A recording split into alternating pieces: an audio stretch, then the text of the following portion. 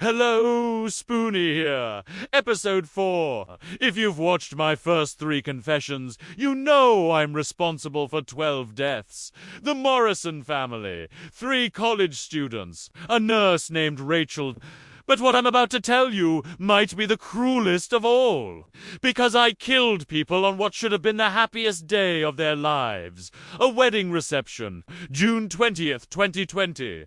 The bride was 28 years old. Her name was Jennifer Walsh. She'd been planning this day since she was 7. And I turned her dream wedding into a nightmare that killed 3 people and destroyed 2 families forever. This is Spoony's Confession number 4. Before we continue, if you're new here, start with episode 1. These confessions build on each other. Subscribe so you don't miss what's coming next.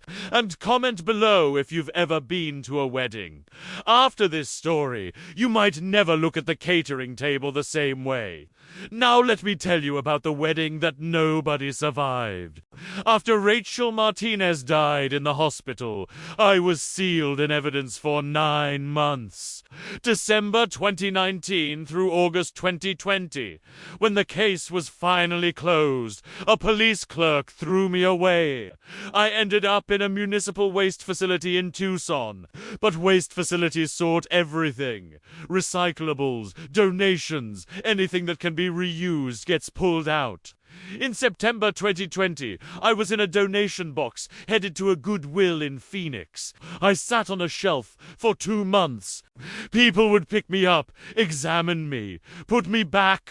Until November 2020, a woman named Patricia Torres bought me. Patricia ran a small catering company called Desert Rose Catering. She specialized in weddings in Quincy areas. She was struggling financially. The pandemic had destroyed the event industry. Weddings were being cancelled or postponed everywhere. She was desperate for work and desperate to save money on supplies. When she saw a bag of 50 used utensils for $3, she didn't hesitate. She bought me along with dozens of other spoons, forks, and knives. Patricia had no idea she'd just purchased death.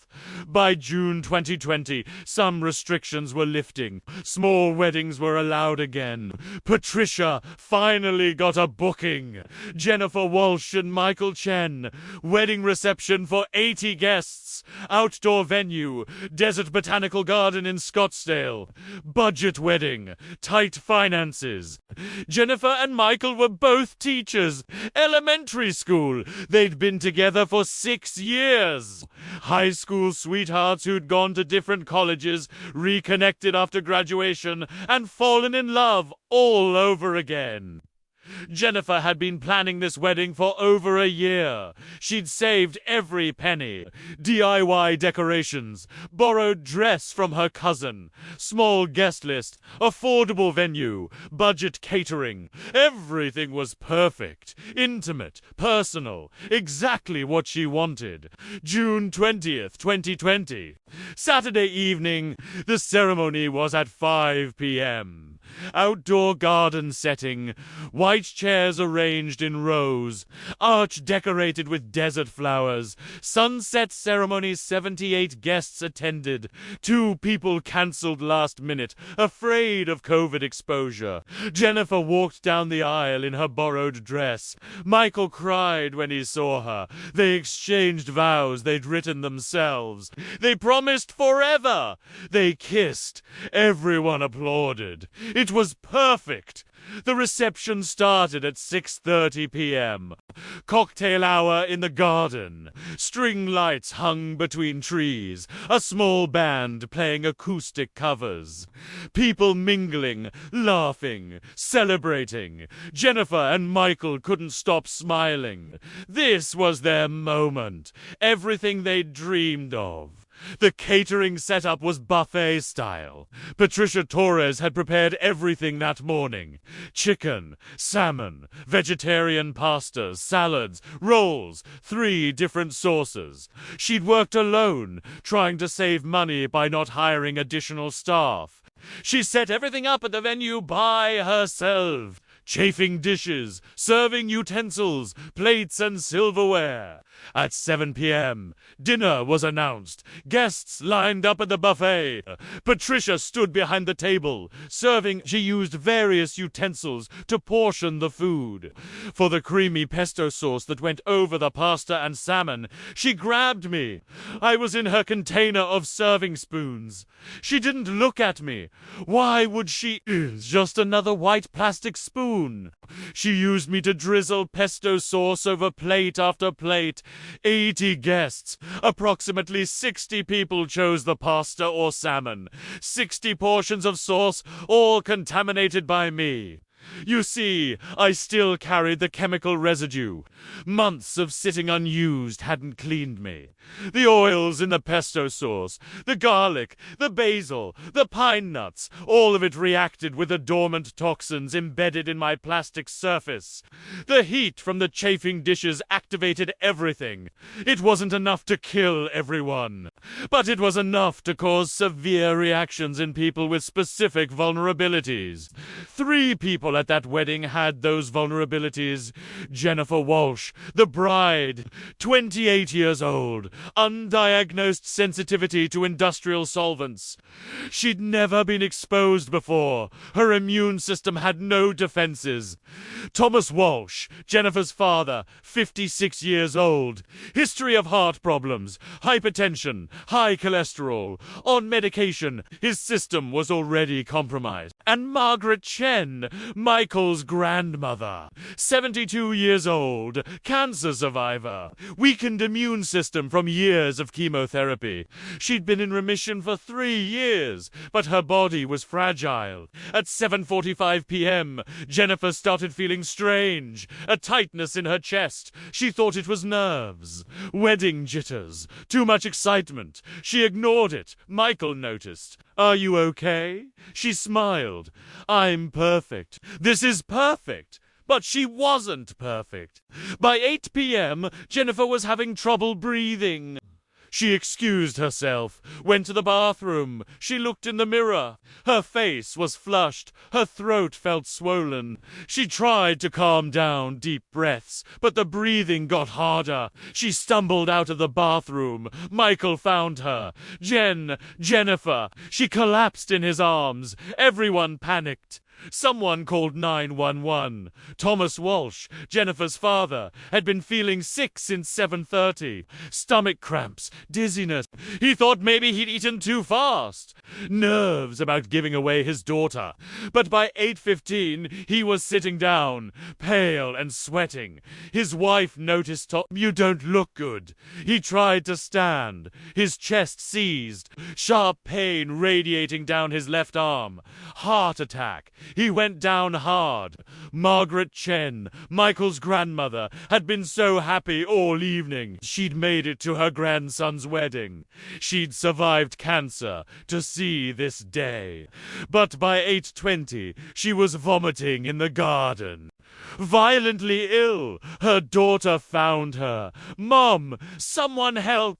The ambulance arrived at 8:32 p.m. 3 critical patients, a bride in her wedding dress, a father who'd just walked his daughter down the aisle, a grandmother who'd traveled from Taiwan for this moment. Paramedics worked on all 3.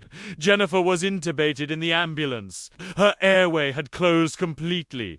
Anaphylactic shock. They tried everything. She died en route to the hospital at 8:51 p.m. Thomas arrived at the hospital with a pulse. They rushed him into emergency surgery. Massive heart attack, complicated by toxic chemical poisoning. His heart stopped on the operating table. Time of death, 9:34 p.m. Margaret made it to the ICU. She fought for 6 hours. But her body, weakened by years of cancer treatment, couldn't handle the chemical assault. She died at 3:18 a.m. 3 deaths. The bride, the father of the bride, the groom's grandmother. Michael Chen held his bride as she died died in the ambulance. Her wedding dress stained with vomit and blood from the intubation. Her makeup running from tears and sweat. Her vows still echoing in his head from 3 hours earlier. I promise forever. Forever lasted 3 hours. The investigation was immediate. 3 deaths at a wedding. Possible food poisoning. Terrorism. The health department descended on the venue. They tested everything. The food, the drinks, the ice, the water supply. They interviewed Patricia Torres for 6 hours. Where did she buy her ingredients? Where did she prepare the food? What were her sanitation procedures? They inspected her commercial kitchen. Everything was clean. Her ingredients were fresh. Her preparation was correct. They found nothing wrong until they tested the utensils. 1 spoon. Me. Trace amounts of industrial solvents, paint thinner, mineral spirits, the same chemical signature that had killed 16 people before. A detective from Tucson PD made the connection immediately. Same spoon, different state, for separate incidents. 16 deaths total, but there was no crime. Patricia Torres had bought me from goodwill. She had no way of knowing I was contaminated. The deaths were ruled accidental. Tragic coincidence. The wedding venue was cleared. Patricia Torres was cleared. But her business was destroyed anyway. News outlets reported the deaths. 3 die at wedding reception. Patricia's catering company was named even though she was cleared of wrongdoing. No one would hire her. Who wants the caterer associated with a death wedding? She went bankrupt within 4 months. Jennifer's family was shattered. Her mother, Susan, didn't speak for 2 weeks. Complete catatonic grief. She'd spent a year planning this wedding with her daughter. She'd helped Jennifer pick flowers, address invitations, plan the menu. She'd watched Jennifer walk down the aisle that afternoon, glowing with happiness. And 6 hours later, she watched them pull a sheet over Jennifer's face in the morgue. Susan never recovered. She's on permanent disability now. Severe depression, PTSD. She can't function. Jennifer's younger sister, Emily, was a bridesmaid. She was 25 years old. She'd given a toast at the reception. To my sister, who finally found her fairy tale ending. Except it wasn't a fairy tale. It was a nightmare. Emily developed survivor's guilt. Why did she live when Jennifer died? They'd eaten the same food. They'd drunk the same drinks. Pure luck. Random chance. She attempted suicide 8 months later. Her mother found her in time. She survived. But she's not the same person. Michael Chen didn't attend his own wife's funeral. He couldn't. He was in psychiatric care. Complete breakdown. He'd married the love of his life and held her while she died, all in the same night. He'd lost his grandmother, too. 2 of the most important people in his life, gone in hours. He was hospitalized for 3 months. When he was released, he moved to Seattle, started over, changed his name, cut off contact with everyone from his old life. He couldn't bear the memories. Thomas Walsh's widow, Susan, lost her husband and daughter on the same night. Her husband of 30 years and her firstborn child.